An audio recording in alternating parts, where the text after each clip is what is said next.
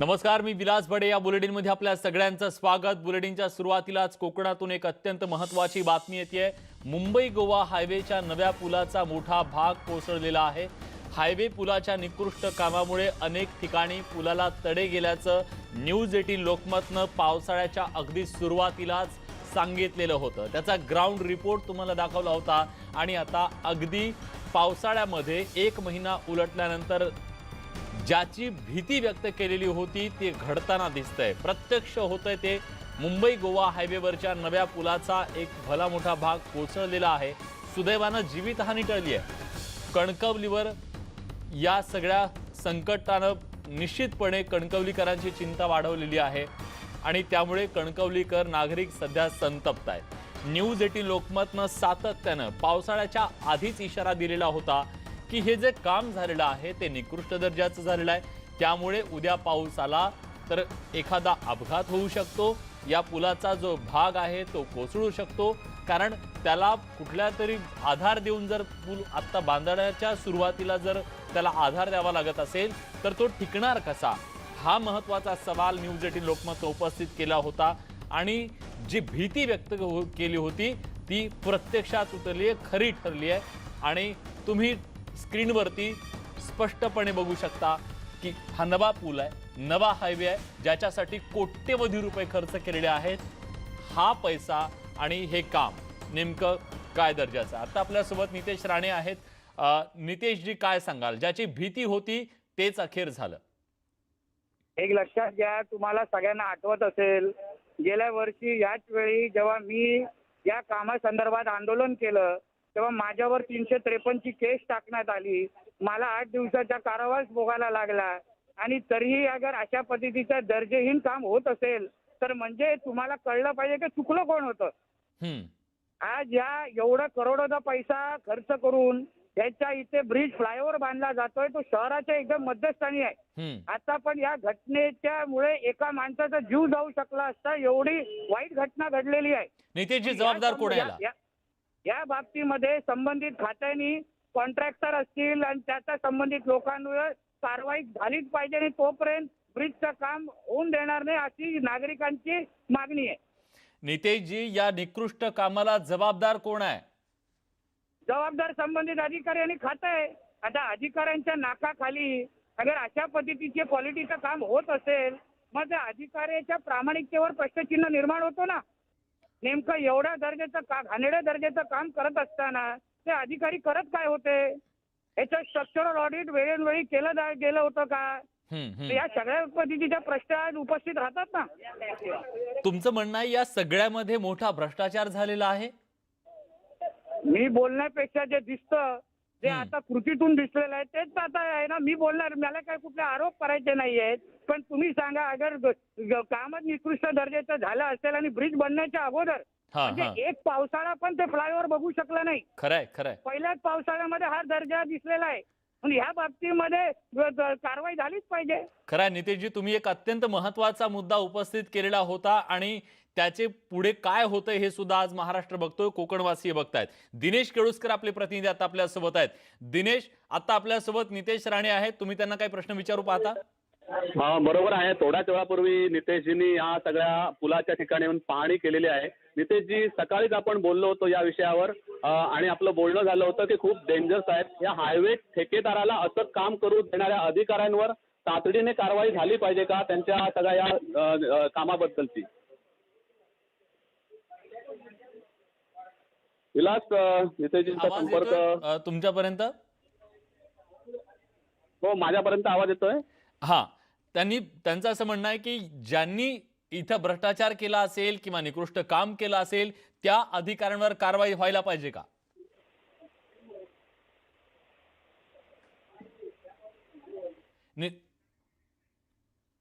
आपल्यासोबत भाजपचे आमदार नितेश राणे होते आणि त्यांनी अत्यंत संतप्त अशी त्यांची प्रतिक्रिया व्यक्त केलेली आहे. आज सकाळी त्यांनी पाहणी केली. दिनेश केळुसकर आपले प्रतिनिधी आता आपल्यासोबत आहेत. दिनेश, आपण पावसाळ्याच्या अगदी सुरुवातीला तुम्ही याच ठिकाणाहून जो रिपोर्ट केलेला होता या हायवेच्या संदर्भातला, जी भीती व्यक्त केली होती ती भीती प्रत्यक्षात आपल्याला दिसतेय. खरं आहे विलास, आणि ही परिस्थिती एवढी भीषण आहे आणि एवढी धोकादायक आहे की समजा म्हणजे जरी या पुलाचा हा भाग कोसळला तरी अनेक ठिकाणी पुढे हे पूल आणखी कोसळू शकतं. इतक्या हलक्या दर्जाचं आणि बेजबाबदार आणि कुठल्याही क्वालिटी नसणारं काम झालेलं आहे. आणि अशा पद्धतीची पुलाची रचना मुळात एवढ्याही लांब पद्धतीने अशा पुलाची रचना करणं हेच मुळात तांत्रिकदृष्ट्या अतिशय सदोष आहे. आणि त्यामुळे हे घडलेलं आहे. या पुलाची माती अजिबात कॉम्प्रेस केलेली नाही. 20,000 कोटीपेक्षा जास्तीचा हा हायवे एकूण पाहिलं तर आपण जो चौपदरीकरणासाठी त्याचे सगळे जे 3 ठेकेदार आहेत त्यातला हा एक ठेकेदार आहे दिलीप बिल्डकॉन. हे मध्य प्रदेशचे ठेकेदार आहेत आणि त्या दिलीप बिल्डकॉन कंपनी यांना ही कामं दिली जातात महाराष्ट्रात आणि महाराष्ट्राच्या बाहेरही राष्ट्रीय पातळीवरून. आणि तशा पद्धतीचं एवढं निकृष्ट काम या दिलीप बिल्डकॉनने केलेलं आहे. आणि याला जबाबदार जे हायवेचे इंजिनियर्स आहेत, नितेश राणेंनी मुद्दा उपस्थित केला तो बरोबर आहे की हायवेचे इंजिनियर्स आणि ठेकेदार यांचं जे संगनमत आहे ते पुलासारख्या कामात सुद्धा क्वालिटी पाळत नाहीत. आणि या सगळ्याच्या सदोष कार्यपद्धतीमुळे यांना कुठेतरी हा ठेकेदाराला पाठीशी घालण्याची जी वृत्ती आहे हायवेच्या अधिकाऱ्यांची ती कारणीभूत आहे. आणि याच्यामध्ये खूप मोठा फ्रॉड झाल्याची निश्चितच शक्यता आहे. आणि या संदर्भात खरं तर चौकशी झाली पाहिजे. काही दिवसांपूर्वी तुम्ही म्हणालात तसं आपण ही दाखवली होती बातमी. विशेषतः या सगळ्या बातमीचे फोटोग्राफ आपण ट्विट पण केले होते नितीन गडकरी यांच्या ऑफिसला. पण तरी सुद्धा त्याच्याकडून तेवढी दखल घेण्यात आलेली नाही. आणि त्यामुळे एवढ्या कोट्यावधी रुपयाचं काम हे जर असं धोकादायक होत असेल नव्या पुलाचं असं जर इथे अजून गाड्याच तर सुरू झालेल्या नाहीयेत. त्यावेळी हा पूल जर होईल कम्प्लीट तर कसं काय होईल हा खरा प्रश्न आहे. त्यामुळे हा पूल आत्ता तातडीने पाडा अशी मागणी घेऊन आता कणकवलीमध्ये नागरिक रस्त्यावर उतरलेले आहेत. धन्यवाद दिनेश, तुम्ही दिलेल्या सगळ्या सविस्तर माहितीबद्दल. तेव्हा आपण बघतोय की कोकणातला अत्यंत महत्त्वाचा असा हा मुंबई गोवा हायवे आणि या हायवेची जी पुलांचं बांधकाम झालेलं आहे ते बांधकाम निकृष्ट दर्जाचं झाल्याचा आरोप सातत्याने या आधी सुद्धा केला जात होता कोकणवासियांकडून. कणकवलीतला हा जो पूल आहे त्याच्या संदर्भातल्या सुद्धा अनेक तक्रारी येत होत्या. आणि आता पावसाच्या नंतर या पुलाची काय अवस्था झालेली आहे हे आपल्या सगळ्यांच्या समोर आहे. आणि यानंतर गुगलनं भारतासाठी एक मोठी आनंदाची बातमी दिलेली आहे. ती म्हणजे गुगलचे CEO सुंदर पिचाई यांनी एक मोठी घोषणा केली आहे. गुगल भारतात 75,000 कोटींची गुंतवणूक करणार आहे. सुंदर पिचाई डिजिटल युगात भारताचं नेतृत्व करावं असं त्यांनी म्हटलेलं आहे. आणि त्याचबरोबर गुगल भारतात एक मोठी गुंतवणूक करणार असल्याचं सुद्धा आज त्यांनी स्पष्ट केलेलं आहे. पंतप्रधान नरेंद्र मोदी यांच्यासोबत त्यांची व्हिडिओ कॉन्फरन्सिंगच्या द्वारे बैठक झाली आणि या बैठकीत त्यांनी भारतामध्ये ही मोठी गुंतवणूक करणार असल्याचं पंतप्रधान नरेंद्र मोदी यांना त्यांनी सांगितलेलं आहे. त्यामुळे आपण बघतोय की आंतरराष्ट्रीय पातळीवर सध्या जी परिस्थिती आहे, भारतातली जी आर्थिक परिस्थिती आहे, अशा परिस्थितीमध्ये भारतात गुगल इतक्या मोठ्या प्रमाणात जवळपास 75,000 कोटींची जर गुंतवणूक करणार असेल तर भारतासाठी ही निश्चितच आणि भारतातल्या सगळ्या तंत्रज्ञानासाठी ही अर्थव्यवस्थेसाठी एक मोठी बातमी असू शकते. प्रशांत लीना रामदास आपले दिल्लीचे प्रतिनिधी आता आपल्यासोबत आहेत. प्रशांत, भारताच्या दृष्टीनं ही किती मोठी बातमी आहे? अतिशय महत्वाची आणि भारताच्या आर्थिक विकासामध्ये जी आज सुंदर पिचाई यांनी घोषणा केलेली आहे की जवळपास 75,000 कोटी रुपयाची गुंतवणूक गुगल हे डिजिटल इंडिया अंतर्गत करणार आहे. ही मोठी गुंतवणूक आहे. या गुंतवणुकीच्या माध्यमातून जो लॉकडाऊनच्या दरम्यान, खास करून कोरोना लॉकडाऊनच्या दरम्यान जी भारताची अर्थव्यवस्था मंदावलेली आहे त्या अर्थव्यवस्थेला कुठेतरी एक पाऊलवाट मिळावी यासाठी अतिशय महत्त्वाची गुंतवणूक असणार आहे. सोबतच ज्या पद्धतीनं लॉकडाऊनच्या काळामध्ये ऑनलाईन शिक्षण असो किंवा ऑनलाईन याच्यावर मोठा भर दिला जात आहे. सोबतच लोकांनी ऑनलाईन खर्च करायला देखील सुरुवात केलेली आहे. ऑनलाईनच्या माध्यमातून मोठे बिल देखील दिले जात आहे. या सगळ्या पार्श्वभूमीवरती कुठेतरी ऑनलाईनच्या साठी ही एक मोठं मंच तयार होतोय भारत. आणि त्या सगळ्या पार्श्वभूमीवरती डिजिटल इंडियाच्या अंतर्गत साधारणतः 75,000 कोटी रुपयाची गुंतवणूक गुगल यांनी केली आहे.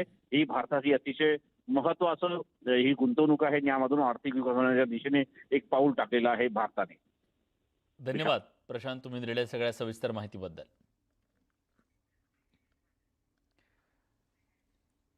आणि यानंतर आपण बातम्या बघणार आहोत राजस्थान मधल्या राजकीय वादळाच्या.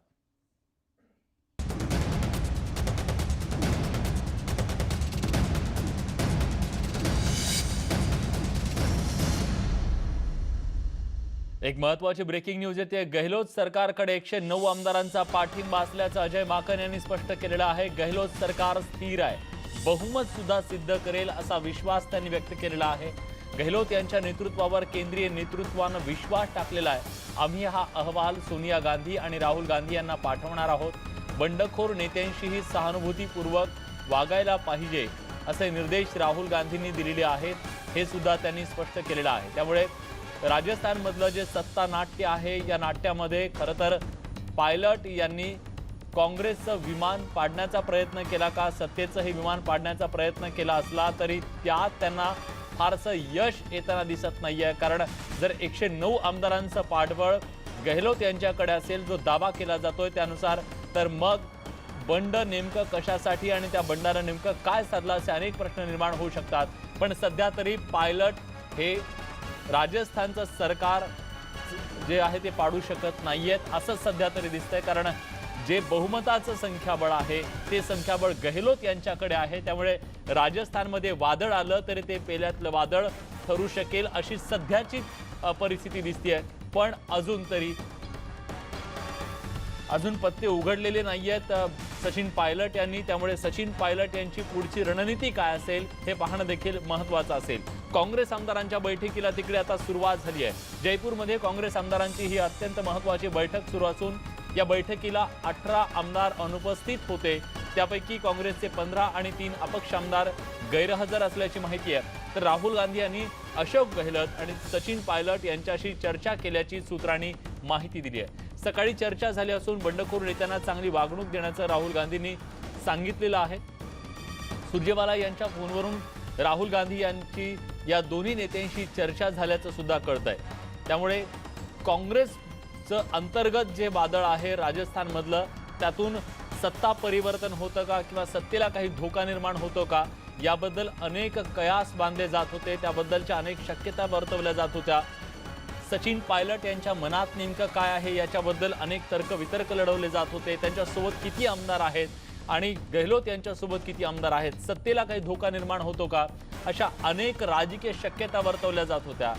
खरं तर वाळवंटामध्ये एक मोठं वादळ, राजकीय वादळ आलेलं होतं आणि या सगळ्यामुळे आता कुठंतरी गहलोत यांचं पारडं जड आहे की काय अशी शक्यता निर्माण झाली आहे। दरम्यान या राजकीय घडामोडींवर संजय निरुपम यांनी काय प्रतिक्रिया दिली आहे आपण ऐकूया। राजस्थान में सियासी ड्रामा शुरू है। सचिन पायलट को लेकर के जिस तरीके से अशोक गहलोत सीरियस नहीं ले रहे हैं। सचिन पायलट दिल्ली में जाकर इसकी शिकायत कर चुके हैं, लेकिन वहां पर सीरियस नहीं ले रहे हैं। तमाम सारे कांग्रेसी नेता इस बात को मान रहे हैं कि कहीं न कहीं एक एक करके लोग बाहर निकल रहे हैं। ऐसे में संजय निरुपम ने भी ट्वीट किया। हमारे साथ संजय निरुपम है। संजय जी, आपने ट्वीट किया, कहा कि पार्टी के आलाकमान को इस बात को सीरियस लेना चाहिए, किस उसको लेकर के आपने ट्वीट किया? देखिए, दुनिया में कोई ऐसी समस्या नहीं है जिसका समाधान नहीं और कोई ऐसा विवाद नहीं जिसका हल नहीं है। तो राजस्थान में जो राजनीतिक संकट है उसमें बेसिकली सचिन पायलट और गहलोत जी के बीच एक विवाद है। उस विवाद का समाधान हो सकता है, उसका हल ढूंढा जा सकता है और बातचीत के जरिए हर तरह का हल ढूंढा जा सकता है। अब राजस्थान में चुनी हुई सरकार अगर आप नहीं बचा पा रहे हैं तो निश्चित तौर पर यह बहुत दुर्भाग्यपूर्ण बात है। सचिन पायलट 2 दिन से दिल्ली में, उनसे मिलकर बात करके जो भी उनकी शिकायतें हैं उन शिकायतों को दूर करते हुए कैसे राजस्थान में सरकार स्मूथली चले इस दिशा में प्रयास होना चाहिए। लेकिन दुर्भाग्यवश ऐसा प्रयास नहीं हो रहा है। जो हमारे पास जानकारी आ रही है उसमें शायद ऐसा है कि जाना है तो उनको जाने दो। ये एटीट्यूड गलत है। जिस तरीके से पार्टी आलाकमान की तरफ से तमाम सारे लोगों ने कल से लेकर आज तक ये ब्रीफिंग में भी कहा है कि स्ट्रिक्ट एक्शन लिया जाएगा, उनसे बात करने के बजाय उनको यहाँ के आकर के पार्टी फोरम में बात रखनी चाहिए और अगर ये बाहर रहते हैं व्हिप जारी करने के बाद भी तो उनके खिलाफ पार्टी एक्शन लेगी और उनकी सदस्यता तक समाप्त की जा सकती है। कोई भी व्यक्ति अगर पार्टी के खिलाफ काम करता है तो निश्चित तौर पर एक्शन लेने का अधिकार पार्टी नेतृत्व को है। लेकिन कोई भी व्यक्ति उस स्तर तक क्यों जा रहा है, उस हद तक क्यों जा रहा है, इसको भी समझने की कोशिश होनी चाहिए। खासकर आज के संदर्भ में, आज जो संदर्भ है, आज जो राजनीतिक परिस्थिति है उसमें कांग्रेस पार्टी बहुत कमजोर स्थिति में है। तो हमें अपने साथियों के अंदर अगर कोई शिकायत है, कोई नाराजगी है तो उसको दूर करने का पूरा प्रयास किया जाना चाहिए। एक चुनी हुई सरकार मध्य प्रदेश में जाती है, फिर वही चुनी हुई सरकार राजस्थान में भी अल्पमत में आने की बात सामने आ रही है। इसको कैसे देखते हैं, पहले मध्य प्रदेश और फिर राजस्थान? क्या इसे बीजेपी का षड्यंत्र कहेंगे या पार्टी का अंदरूनी जो गुटी मामला है उसको? नहीं, बीजेपी का भी इसमें षड्यंत्र हो सकता है, लेकिन सबसे पहली गलती तो हमारी है। मध्य प्रदेश और राजस्थान में चुनी हुई सरकारें अगर हम नहीं बचा पा रहे तो कहीं ना कहीं हम कमजोर हैं। मध्य प्रदेश के और राजस्थान की जनता ने, वहां के मतदाताओं ने कांग्रेस को सत्ता दी थी, और वो सत्ता अगर हम आपस के सिर्फ उटवल में गंवा रहे हैं तो पहला और आखिरी दोष हमारे ऊपर आता है। निश्चित तौर पर जब घर फूटे गंवार लूटे पुरानी कहावत है, जब आपके आपस में झगड़े होंगे तो निश्चित तौर पर जो दूसरे लोग हैं वो लाभ उठाएंगे। क्या सचिन पायलट को अभी भी मनाया जा सकता है? पार्टी आलाकमान को इस मामले में सीरियस लेना चाहिए या फिर उन्हें बीजेपी में जाने देना चाहिए? बिल्कुल मनाना चाहिए, बिल्कुल उनको लेके बैठ के समझाना चाहिए। वो कांग्रेस पार्टी का एक हिस्सा है, कांग्रेस पार्टी का एक अच्छा नेता है, एक बहुत ही मतलब पसंदीदा नेता है, लोग बहुत आकर्षक नेता हैं, लोग उनको बहुत लाइक करते हैं, और वो कांग्रेस पार्टी के लिए काम भी करते रहे हैं और खूब काम किया उन्होंने। तो ऐसे में किसी बात को लेकर नाराज हैं। देखिए हो क्या रहा है, मामला लोकल है, उसको बना दिया गया ग्लोबल। तो ये हाईकमान को चाहिए कि ऐसे लोकल इश्यूज को लोकल नेताओं के साथ बैठ करके सॉर्ट आउट करें। बिल्कुल, जिस तरीके से संजय निरुपम कह रहे हैं कि इस पूरे मामले को पार्टी आलाकमान को सीरियस लेना चाहिए और बातचीत करके हल निकालना चाहिए। कैमरा नयाज के साथ अभिषेक पांडे, मुंबई, न्यूज 18 इंडिया। खरं तर राजकीय भूकंप तिकडे राजस्थानमध्ये होतोय, पण त्याचे धक्के इकडे महाराष्ट्रात बसतायत। चंद्रकांत पाटील यांनी आता निवडणुकीचं खुलं आव्हान शिवसेनेला देऊ केलंय। काल आपण बघितलं की संजय राऊत यांनी एक चॅलेंज केलं होतं भाजपला की हिम्मत असेल तर आमचं सरकार पाडून दाखवा। त्याला आता उत्तर दिलेलं, पुन्हा एकदा बघू, सगळे वेगवेगळे लढून निवडणुका लढवू, हिम्मत असेल तर निवडणूक लढून दाखवा, असं चंद्रकांत पाटील यांनी आता त्याला प्रति आव्हान दिलेलं आहे।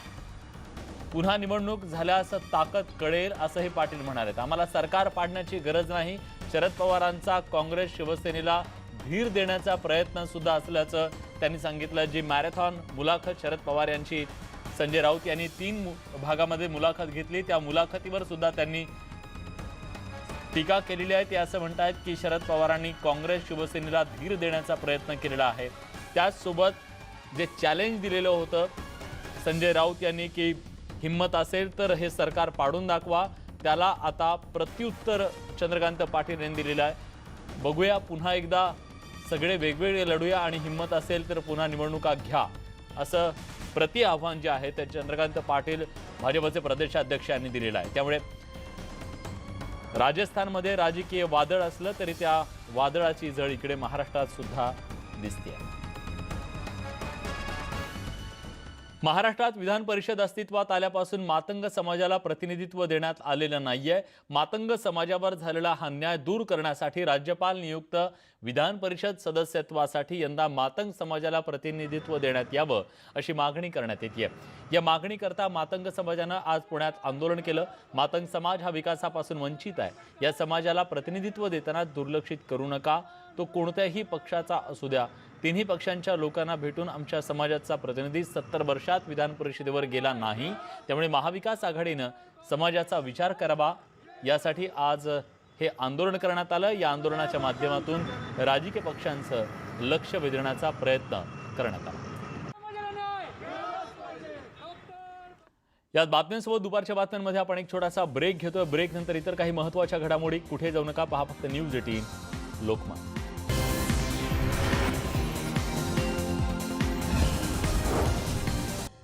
ब्रेक नंतर तुमचं पुन्हा एकदा स्वागत। तुम्ही पाहताय दुपारी 3च्या बातम्या।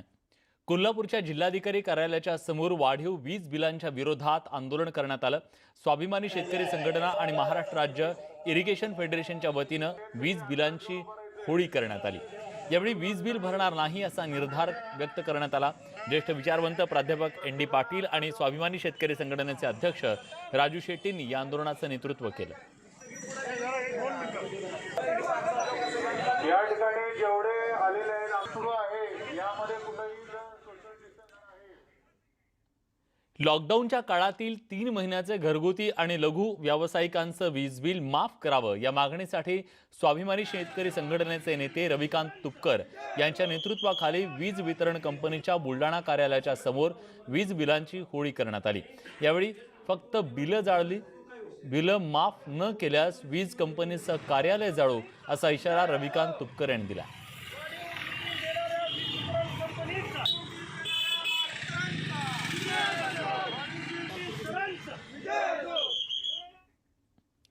तिकडे सोलापूरमध्ये एटीएम फोडण्याचा प्रयत्न करण्यात आलाय. मात्र एटीएम फोडण्याची घटना सीसीटीव्हीत कैद झाली आहे. सिद्धेश्वर पेठेतील एसबीआयच्या ट्रेझरी शाखेचं एटीएम फोडण्याचा प्रयत्न करण्यात आला. एटीएम फोडण्यात चोरट्याला अपयश आलं. त्यानंतर आरोपीनं तिथून पळ काढला. सीसीटीव्हीच्या माध्यमातून आरोपींचा शोध घेण्याचा प्रयत्न सध्या सुरू आहे.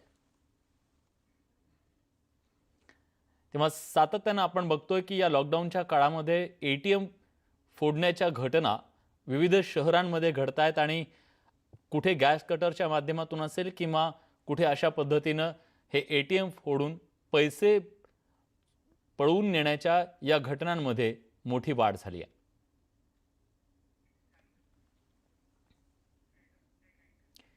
भिवंडीत सुरू असलेल्या मुसळधार पावसानं विविध ठिकाणी सखल भागात पाणी साचलंय. या भागात कल्याण रोडवर तलावाचं स्वरूप आल्यानं वाहन चालकांना मोठी कसरत करावी लागते आणि अशाच परिस्थितीत त्यांना प्रवास करावा लागतो.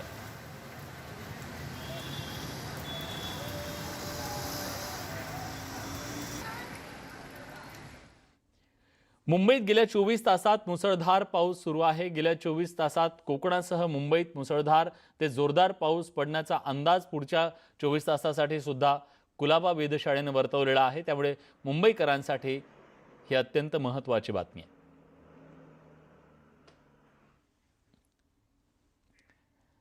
या सगळ्या बातम्यांसोबत बुलेटिनमध्ये आपण इथेच थांबतोय. ताज्या घडामोडींसाठी बघत रहा न्यूज 18 लोकमत.